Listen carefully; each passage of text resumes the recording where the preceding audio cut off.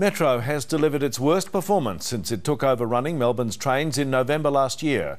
1 in 5 failed to arrive on time during March, the company blaming bad weather and ongoing maintenance issues. Jacqueline Freegard reports. It seems even when addressing the problem, not even the head of Metro can avoid delays on the train network.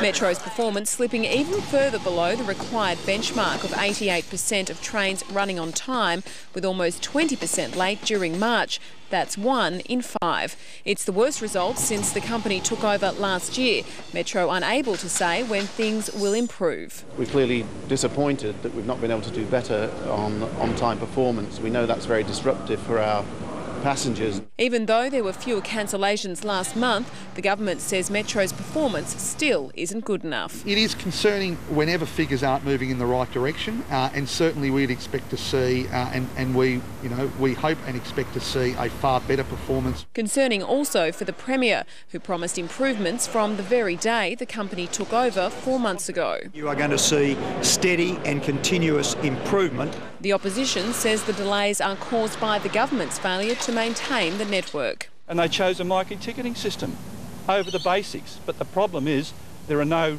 ribbon-cutting opportunities for members of Parliament with a truckload of ballast or a load of sleepers. And Pete, in December, Metro was actually fined $500,000 for failure to meet its targets. But unlike for its predecessor Connex, those fines are actually capped at $12 million a year. So all the government can really do now is call Metro in for a please explain. And all that really amounts to is a slap on the wrist.